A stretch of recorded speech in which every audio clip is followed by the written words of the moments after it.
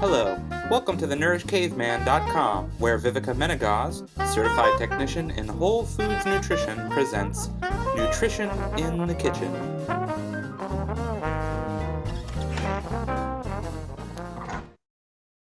Good afternoon, everybody. This is Viveka from the Nourish Caveman and the Healing Foods Method. And I am super excited today to bring you a very special interview. We have Dr. Berg with us here today. And I will tell you a funny story later on how I first knew about Dr. Berg, but in the time since, I have investigated Dr. Berg's YouTube channel, which is amazing, and you guys should totally check it out.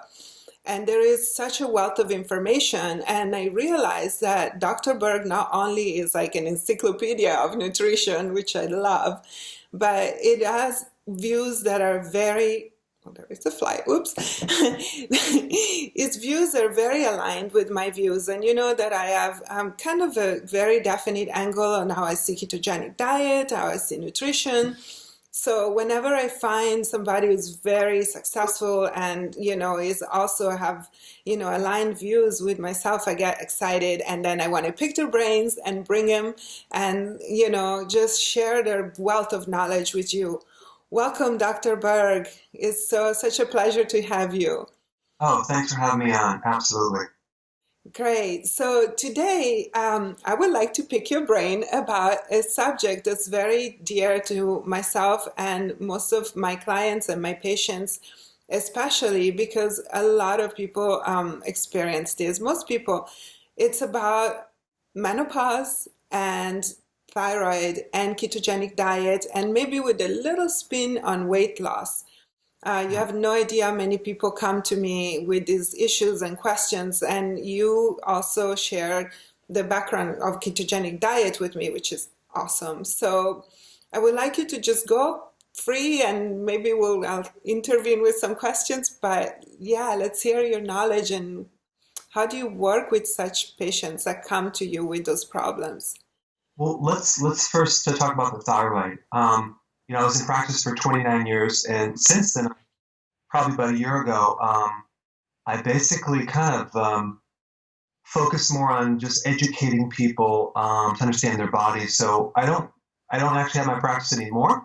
I did for 29 years. Now I spend all my time just creating YouTube videos, educating people about their bodies, because that's just more my interest. If I'm in my practice all day long, maybe I'll see like 10 people, but now I'm able to connect with a lot of people. But let's start with the thyroid. The thyroid, when I first got into the thyroid and the different body types, this is probably in 2001, I was looking around my practice and I noticed, I'm like, why do some people have a certain shape versus other people have a different shape? And then other people lost weight really fast. Other people took longer. And I just started asking questions. And I found a book. It's a medical book. It's called by Frank Netter, SIBA, Encyclopedia of Endocrinology. And I opened this book and I'm like, what is this? And it had the pictures of these different body shapes. And I'm like, this is interesting. This is different than the whole body shapes that everyone else talks about, endomorph, ectomorph, the whole thing. Mm-hmm. This has to do with if your glands aren't working, it can distort where you hold your fat. And with the thyroid, the person really gains weight all over evenly. Mm-hmm. The adrenal body type will hold weight in the stomach, sagging belly. And then you have the ovary type, which is very common in women, that has the hip and the saddlebag and more of the thighs and the hip. You don't see men that have that shape, right? Mm-hmm. So it's kind of like a pear shape. That's an ovary. That's the ovary pumping out too much estrogen. Mm-hmm. And then the liver type, you see this with men, where you see the guy with probably you're in California, you see it, the guy with the pot belly on the beach with the Speedo. Don't ask me why he wears the Speedo. He has this pot belly, and that's actually liver. That's fluid leaking to the liver, and it's all fluid. And he thinks it's doing sit-ups, it's not working. Mm. But the thyroid, it's honestly, from working with so many people, it's very rare to have a primary thyroid. Thyroid usually comes from other sources. For example, you probably know women that all of a sudden develop a thyroid problem right after they had a baby, for example, and they became pregnant. That's because the high levels of estrogen block the thyroid. So what they have to do is they have to fix the excess estrogen. It's called estrogen dominance. So that would be one cause. Or maybe they're on a lot of birth control pills or hormone replacement therapy, or just exposed to the environmental estrogen and the chemicals, and also the soy and the food. That could do it. I mean, there was 2 men, patients that I had over the years that were drinking so much soy milk, and soy triggers estrogen, that both of them started developing breast tissue to the point lactation. I'm not kidding. Yeah. Then, Yes. so that was enough for me to go, wait a second, I got to start getting people off this soy milk, because they're just like, oh, it's the next breast thing, I'm going to drink all this soy milk. So that was interesting. But the other thing about the thyroid is that in order for the thyroid makes this hormone called T4. And T4 is really the inactive version. The 4 and the 3 just represent how many iodine molecules are in the thyroid. But T4, T3, it gets converted and activated through the liver and the gallbladder. So I noticed that women that had their gallbladder out started having thyroid problems. I'm like, wow, why is that? Well, because now they can't convert from T4 to T3. So if they go to the doctor puts them on Synthroid, but it's not converting. It's not that they didn't have enough hormone, it just can't make it available. So that allowed me to kind of dig into that and say, well, how can we solve that? We had to support the liver to fix the thyroid. We had to support the gallbladder to give them bile salts to support the thyroid. So it gave me a whole different dimension on really what's behind hypothyroid. And then you have the Hashimoto, which is completely different. And you take these Hashimoto's, which is autoimmune, in these cases, nearly always develop thyroid problems after a stress event, primarily emotional stress, which is interesting because that shuts the adrenal down, which causes autoimmune. So, can I stop you for a second? I'm sorry, but this is just too good to pass up. I would love to hear your take because, in the nutrition world, there is different views on autoimmune processes. And for me, as I studied and as I go to seminars and speak with my colleagues, and there is all these different takes, and everybody thinks invented, discovered the autoimmune process. And they're all kind of little different facets, and I feel like in core. But what is your take? How does the autoimmune processes start in the body? We talked Hashimoto's. There is a number of other autoimmune, like rheumatoid arthritis, MS, lupus, you name it. But what do you think, Dr. Berg? What's your take on autoimmune? I really like to hear that. Well, the problem that an average person has when they type on autoimmune, what caused it on the internet, they'll never find it because it's so filled with random opinions from A to Z. So it's massive confusion. Yeah. I noticed there were several common things with autoimmune coming in over and over, like the same patterns over and over and over. There's a couple things that go on with autoimmune. Number one, the main treatment for all autoimmune is steroids or prednisone. Now, do you know what prednisone is? What it's made out of? Cortisol based. Yes. Right? Yes. Cortisol. Yeah. I don't do much medication, but the basics. Yeah. Prednisone is cortisol. That's an adrenal hormone, which is interesting. Wait a second. Why do we need an adrenal hormone to help suppress the autoimmune? What's the connection there? Well, one of the functions of the adrenal is to control the white blood cell, the immune system. So there's a huge connection between white blood cell function, immune system, and adrenal. And that's why, when you get sick, for example, you might there's always a stress thing that sets you up or predisposes you to getting sick, right? You have you actually have this infection, but then right before it, you were run down, you got sick, and you're stressed out. Right. So with autoimmune, you have an adrenal component. You have a out-of-control immune system that is going wacko that ends up attacking your own cells. And it could be anything. You can have autoimmune to hormones, any tissue of the body. Right. So it's very extensive. So in order to understand that, you just have to kind of see the things that show up. So I know for a fact there's 2 things that always show up. the weak adrenals right before you get the autoimmune, and some stress event, and something significant that would shock the system. So it's really an adrenal failure. If you have two types of adrenal, you have adrenal problems that are really high level cortisol, and other adrenals which are low cortisol, and that's called Addison's. This is called Cushing's, and they're kind of similar. But with a low adrenal, which is basically you don't have enough cortisol, you have Addison's is an autoimmune. It causes all sorts of immune problems and viruses that come out of remission. You get stress, you have shingles pain, you get herpes, you get all these viruses that come out. So absolutely, someone has autoimmune, what they really have to focus on is the adrenal, supporting the adrenal, getting the stress gone, getting a lot of relaxation. You have to get more sleep. Because the vitamin stuff, you can take so many nutrients, it's not going to do anything. If they're in a divorce, like this long-term divorce, and they have the kids, oh my God, and they're stuck between a rock and a hard place, they're not going to be able to get help until they resolve that. So their goal is just to resolve the constant stress problem environmentally. So it's really a overwhelming adrenal overload. And that relates to what happens during menopause for a lot of women too. They don't realize that the adrenal glands are the backup organ to the ovaries. So your adrenal glands make the same hormones. And so when you get to be 45, 48, and then 50, and then 52, when the ovaries go in retirement, the adrenal is supposed to take over. I always tell them that the ovaries move to Florida and the adrenals have to take up the job. That's exactly what happens.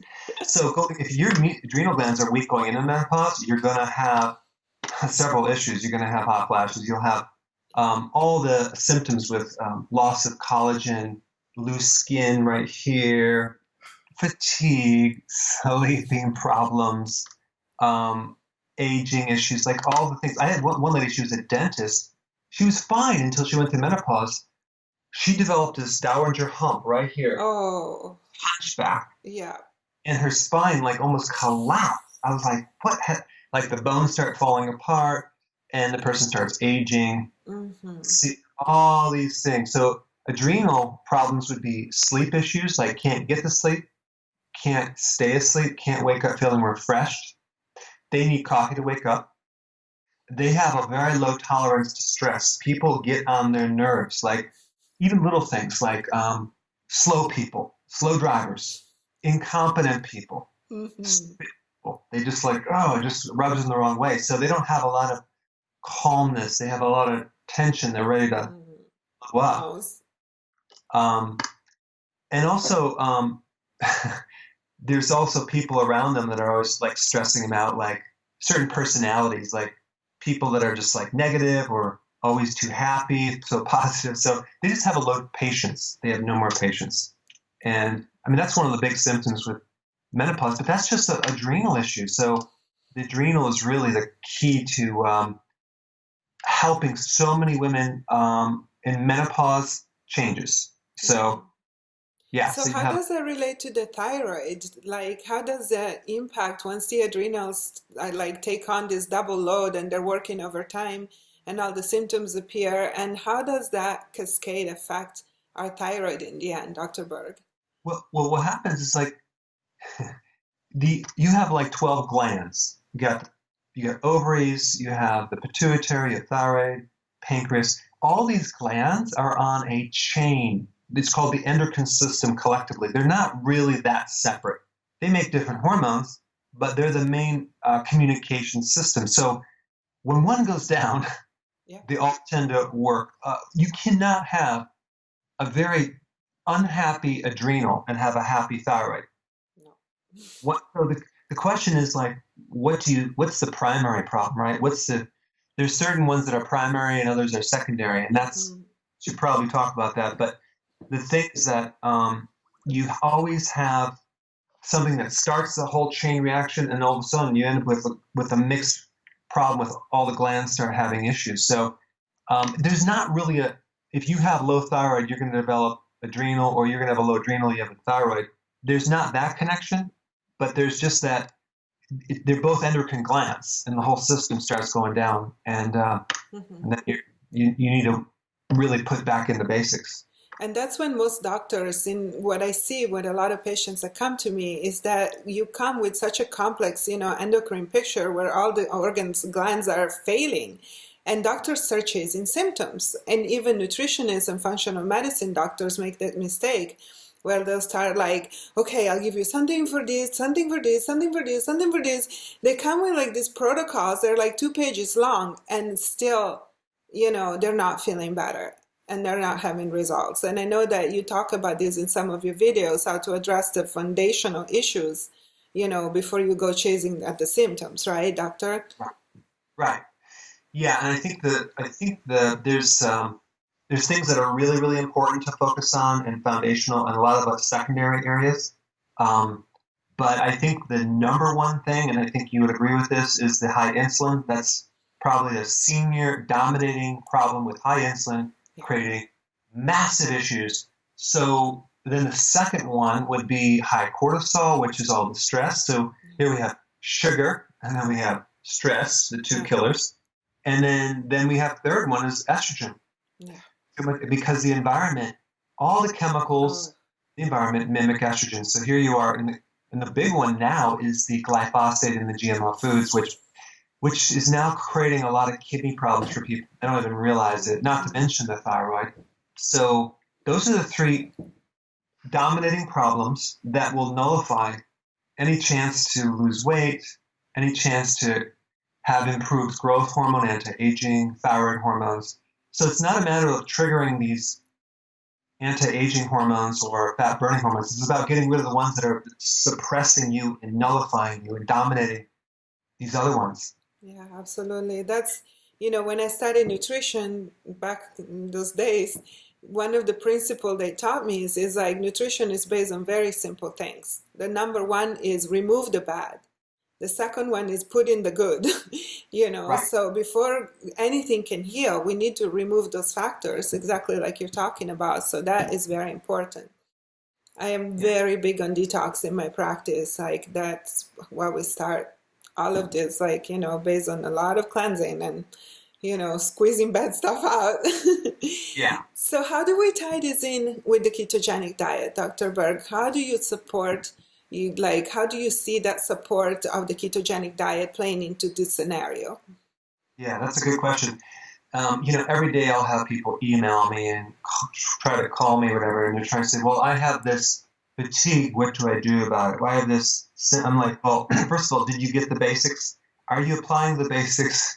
And I like a kind of a ketogenic that's slightly tweaked. In other words, I'm really big into making sure at the end of the day that you get all your nutrients. So nutrients. Add like the biggest nutrient that people are missing, because the RDAs are like potassium. You need 4,700 milligrams of potassium a day. 4,700. So how are you going to get that? Well, you're going to have to get it from vegetables. I mean, 7 to 10 cups. You're not going to get it from bananas. So 7 to 10 cups of vegetables will give you what you need. But who does that? So I don't even like to even count the vegetables as far as your net carb. Like, just consume your 7 to 10. Don't worry about that.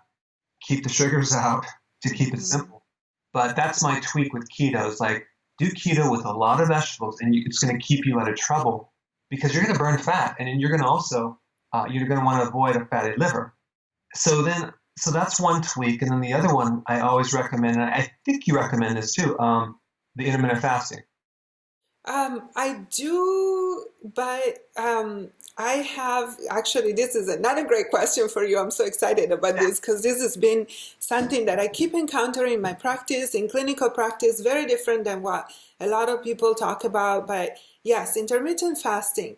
So what I found is in my practice that works really well for some people and really bad for other people. And what I found is that people with adrenal fatigue, which is most of my patients, unfortunately, will have a harder time. And sometimes intermittent fasting actually exacerbates adrenal fatigue and makes their sugar go up because their cortisol will go up.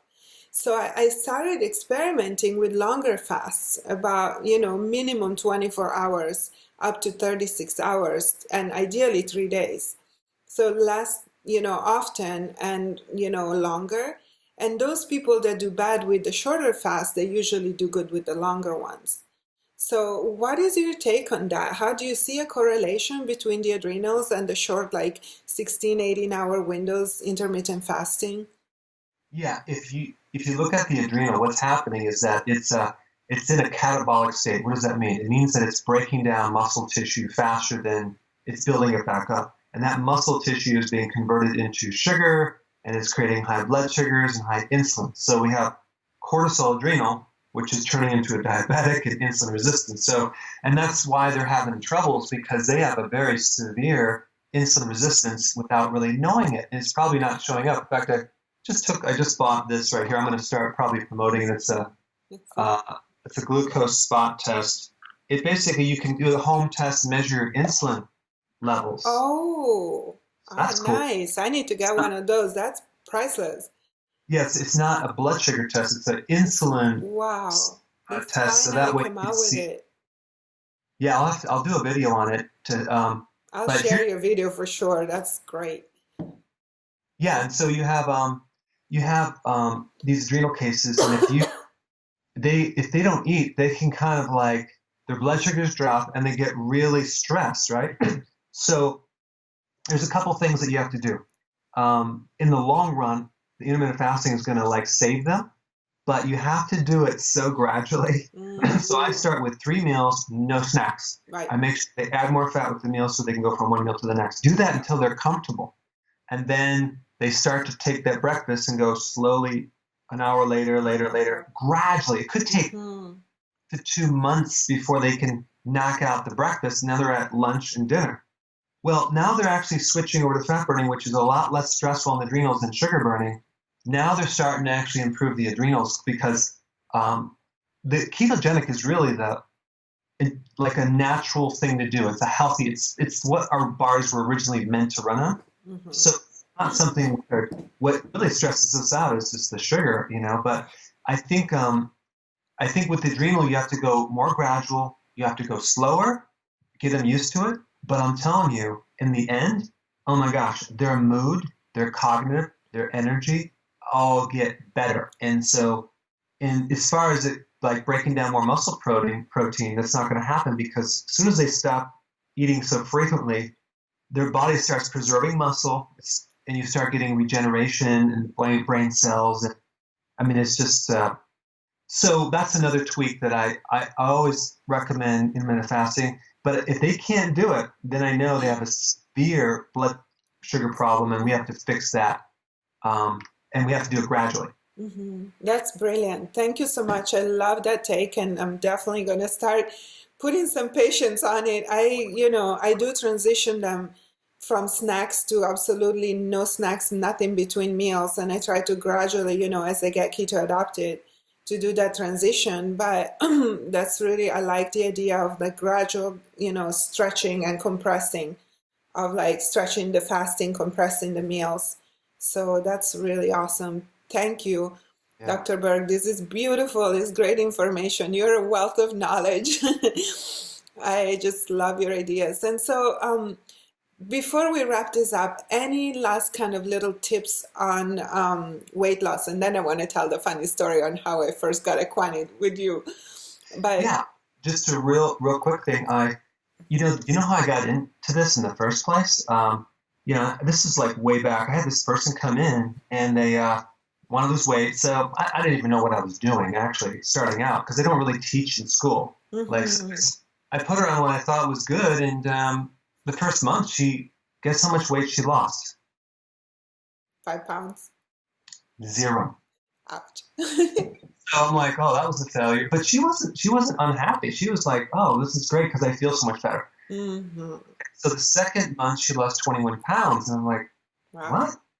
Third month, she was at 63 pounds lost. In a month? In the whole 3 months. Oh, in the whole 3 months. I was like, wow. So I had this whole light bulb, and I go, oh my gosh. I said, you know what? You don't lose weight and get healthy. You have to get healthy first, then you lose the weight. And I'm like, aha, a different concept. So that was when I shifted all my programs. Forget the weight loss. That's not even the issue. It's getting healthy. And then now that gave me a whole different area to research. So, stumbled on keto, intermittent fasting, and body types, and put together a book. And so that little principle is so powerful, because if you don't understand that, what will happen is you'll go for the weight loss, not see the change in the first week, and give up. Yet you might be feeling better and you're getting healthy because it takes time to be healthy. So I wanted to bring that up because a lot of people, if they just had that stable principle to work off of, it would make sense. Everything makes sense. Thank you so much for that, Dr. Berg, because sometimes I feel like I tell this to my patients so much until my tongue falls off. But I also feel that because they're my patients and, they kind of think, I don't know, that I have certain interest in working with them or whatever reason, I tell them, like, listen, my goal for you is to get you healthy, not to squeeze the weight out of you, like in a brutal, unhealthy way. It's not going to happen. And once you get healthy, the weight will drop off. So I am just so happy to hear it from you. And I think that is the absolute truth. And you're doing amazing work. This is really awesome. So I think it's time for our little story. So I have never heard of Dr. Berg before, unfortunately, because, it's a big world and there is a lot of people. And, although I do research many colleagues, but there is so many amazing people out there. It's hard to know them all. And one day, one of my patients that was just finishing my program, she sends me an email with a link. And she's like, can I eat this? So I went to this link and it was this ice cream that looked really yummy. And so, I'm really strict with my patients when they're on the detox and, when they're on the program. So I went to the link and I'm like, let me read the ingredients. And so I went and clicked on this and pulled up this good looking ice cream. And then I read the ingredients and I read the nutritional value. And I'm like, this looks pretty good. Like, yeah, I guess so. This is, you're used to seeing all this, sorry, my word, crap in foods, especially even keto foods. And, with a lot of artificial ingredients and artificial flavors and, Splenda, you name it.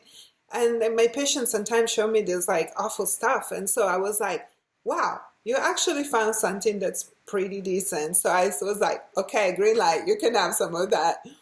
And that's how I found Dr. Berg's ice cream. And then I started, I'm like, who makes this? And, I went and found this website and then we connected and it was just like, I have to interview this guy. He's amazing.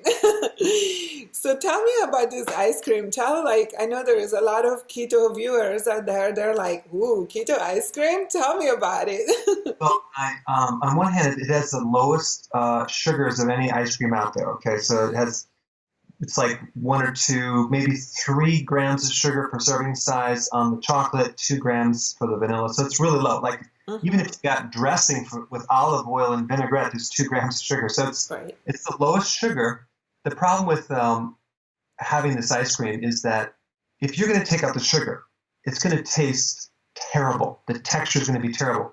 And I won't mention the other ice cream name out there, but you probably know what I'm talking about. It's just the texture is terrible. So it takes the pleasure out. So I honestly, I was looking for an ice cream because I like ice cream. I'm looking for ice cream that I can eat that is low sugar. You can't find it. So, and I really wish that there was something out there that I didn't have to go through to figure this out, because it took us over 1.5 years to develop this. And it was extremely expensive going back and forth, because now I know why there's not a lot of ice cream out there without sugar, because it is so hard to develop it and maintain the texture.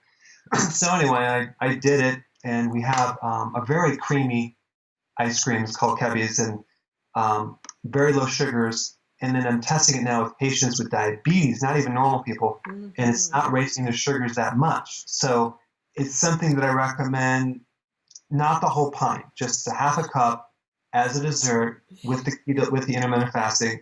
And that's, I mean, honestly, that's what I use as my fat a lot of times. I don't do it every day, but I'll probably do it 3 times a week. And you talk about getting pleasure from like you don't have to feel deprived. You can have that. I put the pecans in there. I put peanut butter. I'm like, this is really good. I mean, my wife just made some keto pecan pie. Okay, so we added that with the ice cream. I'm like, come on, this is like Yeah. perfect. So there's ways that you can keep the pleasure up so you don't feel deprived. And so we do have the ice cream. And the challenge that we have now is, shipping is not easy. So it's kind of like you have to put in 10 pounds of dry ice and ship it to the person. It's a pain in the butt, but, we're working out the details. Eventually it will be in stores, but right now you just can get it like online. That's great though, because at least it's accessible. And I know that there is tons of keto recipes for ice cream out there. And, if I wanted ice cream before, I had to make it myself. But I know a lot of people are busy and they don't have time. And I don't even have an ice cream maker. So sometimes you do want that little treat. And I tell people all the time, like, if you have to cheat, or go off your plan, be conscientious how you cheat. And this is not even cheating. You can still have a treat and be not cheating. So best of both worlds. It's made with people in track. Oil. Yeah, and it's made with coconut oil. So you have, awesome. I mean, coconut oil is very good for keto. It's like good fat. So, real quick, because we have one more minute, I know. So when we started to make this ice cream, I accidentally ordered the wrong type of coconut oil. I ordered something called fractionated coconut oil. It shut down the whole machines to make this ice cream. In fact, I flew out to the manufacturing company, and it was a disaster. So we had to completely dump about 5,000 gallons of ice cream down the drain, literally start over. But I ordered the wrong coconut oil. So anyway, I've been through some interesting adventures on that. Well, I haven't tried it yet, and I can't wait. And somebody promised me a sample, so then I will be singing the praises.